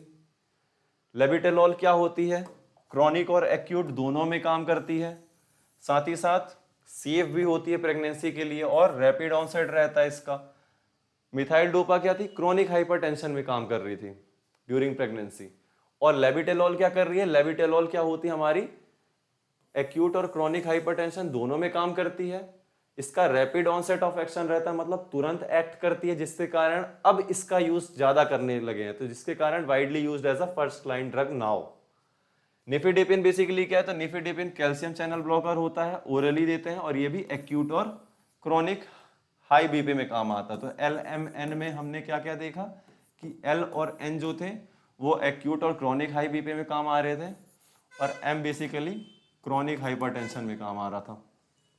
अब बात कर लेते हैं कॉन्ट्राइंडिकेशन की। कॉन्ट्राइंडिकेटेड ड्रग्स प्रेगनेंसी में बेसिकली ये क्या करती हैं, कॉज करती हैं, ये drugs, this drug should be avoided due to fetotoxicity. मतलब जो अभी मैं ड्रग्स की बात करूंगा उन्हें नहीं देनी चाहिए हाइपरटेंशन में। क्यों नहीं देनी चाहिए, क्योंकि वो फीटस में पॉइजन या टॉक्सिसिटी डेवलप कर सकता है। तो कौन कौन सी ड्रग्स हमें नहीं देनी है, तो एस इनहिबिटर जिसे इनेप्रिल कहते हैं एग्जांपल हो गया, लिसिनोप्रिल हो गया।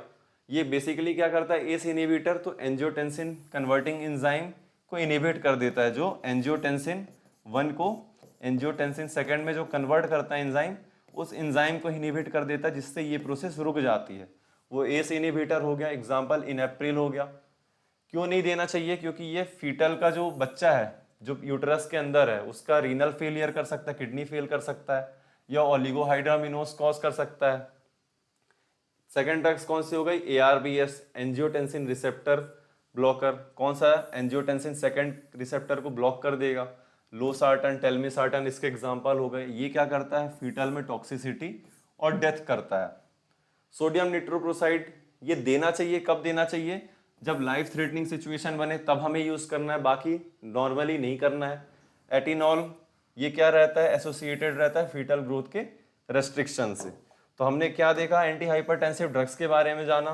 कॉम्प्लिकेशन कौन कौन से, शॉक, इक्लैम्पसिया, इक्लैम्पसिया मतलब हाई ब्लड प्रेशर, साथ ही साथ सीजर्स आने, इनको रोकता है, बीपी कंट्रोल रखता है। फिर इंडिकेशन क्या है प्रेगनेंसी में, तो LMNOP हमने पढ़ा, लेबिटेलॉल, मिथाइल डोपा, फिर निफिडिपिन। फिर उसके बाद हमने देखा कॉन्ट्राइंडिकेशन के बारे में बात की कि क्या क्या ड्रग्स कॉन्ट्राइंडिकेटेड होते हैं। ARBS हो गया, एस इनहिबिटर हो गया, ठीक है, एटिनॉल ऑल हो गया। तो ये सब हमें क्यों नहीं देने चाहिए, क्योंकि ये फीटस में टॉक्सिसिटी करेगा। तो अब आई होप आपको समझ में आ गया होगा। अब बात करते हैं next topic, that is emesis emesis gravidarum. तो जैसे लिखा ही हुआ है टॉपिक, इमेसिस का मतलब क्या होता है, सबको मालूम होगा, वोमिटिंग को कहते हैं। और ग्रेविडेरम में ग्रेविडा का मतलब क्या होता है, ग्रेविडा का मतलब होता है प्रेग्नेंट लेडी, ठीक है। तो वॉमिटिंग होना प्रेग्नेंट लेडी को क्या कहलाया, इमेसिस ग्रेविडेरम। पढ़ लेते हैं। Emesis gravidarum refers to the common nausea vomiting that occur during pregnancy. मतलब जो commonly nausea, feel like vomiting, nausea जिसको कहते हैं, और वॉमिटिंग एक्चुअली जो उल्टी हो रही है, किसको हो रही है, प्रेगनेंसी के दौरान जिसको हो रही है उसको हम क्या कहेंगे, इमेसिस ग्रेविडेरम कहेंगे। और प्रेगनेंसी के टाइम कब, स्पेशली इन फर्स्ट ट्राइमेस्टर। तो ये याद रखना और गोला लगा लेना कि इमेसिस ग्रेविडेरम क्या होता है, नोजिया और वोमिटिंग होना प्रेग्नेंट लेडी में कब होना, फर्स्ट ट्राइमेस्टर में होना, it is commonly called as अब डॉक्टर की भाषा में बात करें तो मॉर्निंग सिकनेस कहते हैं। ऑल दो symptoms occur any time of the day, मतलब इसके सिम्टम्स जैसे नाम में मॉर्निंग सिकनेस लिखा तो ये नहीं कि सुबह ही सुबह होगा, किसी भी टाइम इसके सिम्टम्स दिखेंगे नोजिया वॉमिटिंग के, लेकिन हम कहते क्या है मॉर्निंग सिकनेस कहते हैं। तो मॉर्निंग सिकनेस से कंफ्यूज मत होना कि मॉर्निंग टाइम में ही होगा, वो किसी भी टाइम होगा, लेकिन कब होगा, max to max first trimester में नोजिया और वोमिटिंग हमें देखने को मिलेगा। इसी को हम क्या कहते हैं, इमेसिस ग्रेविडेरम कहते हैं। तो क्लिनिकल फीचर क्या होंगे, नोजिया वोमिटिंग, साथ ही साथ लॉस ऑफ एपेटाइट, भूख मर जाएगी। फर्स्ट ट्राइमेस्टर कब से कब माना जाता है, तो 0 से 12 वीक माना जाता है।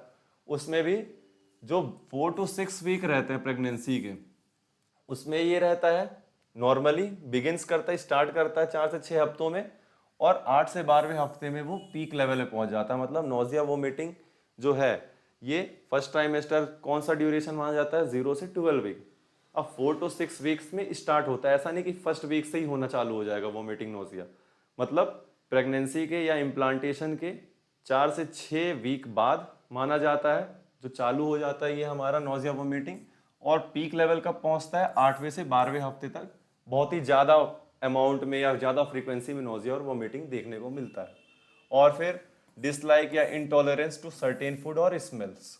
तो हमें मैनेजमेंट क्या करना है इसमें, जनरल मेजर्स क्या दे सकते हैं अपन जिसमें हमें मेडिसिन देने की जरूरत ना पड़े, तो एडिक्वेट रेस्ट, पर्याप्त मात्रा में रेस्ट की ज़रूरत होगी तो रेस्ट देंगे। फ्रीक्वेंट और स्मॉल मील्स देंगे, मतलब अगर मान लो जो फीमेल है, जो प्रेग्नेंट लेडी है, अगर वो दिन में 3 बार खाना खा रही है तो हम क्या करेंगे, खाने की अमाउंट को कम कर देंगे और फ्रीक्वेंसी बढ़ा देंगे, मतलब 5-6 बार देने की कोशिश करेंगे, लेकिन स्मॉल अमाउंट में देंगे। अवॉइड करेंगे कि फैटी, स्पाइसी और स्ट्रॉन्ग स्मेलिंग फूड ना हो। अब बात करते हैं मेडिकेशन की, तो पायरिडॉक्सिन जो कि एक विटामिन B6 की होती है टैबलेट, वो देना चाहिए। डॉक्सीलैमिन दे सकते हैं, और ऑन्डास्टेरॉन जो बेसिकली हर पेशेंट को उल्टी अगर होती है देते हैं। तो ऑन्डास्टेरॉन अगर जरूरत पड़े तब देंगे जब हैवी अमाउंट में हैवी अमाउंट में वॉमिटिंग हो रही होगी, तब देनी चाहिए। बाकी विटामिन B6 और डॉक्सीलैमिन हमें देना चाहिए। विटामिन B6 क्या होती है, पायरिडॉक्सिन को कहते हैं अपन। फ्लूइड थेरेपी में हम क्या से दे सकते हैं, अगर मान लो ज़्यादा ही वोमिटिंग हो रही है तो ओरल फ्लूइड चढ़ा देंगे। ज़्यादा उल्टी होगी तो क्या होगा, डिहाइड्रेशन का भी कॉज हो सकता है, तो IV फ्लूइड हम दे सकते हैं। अब बात कर लेते हैं प्रोग्नोसिस की, तो मोस्ट वुमेन रिकवर कर जाती हैं सेकेंड ट्राइमेस्टर में खुद ही से।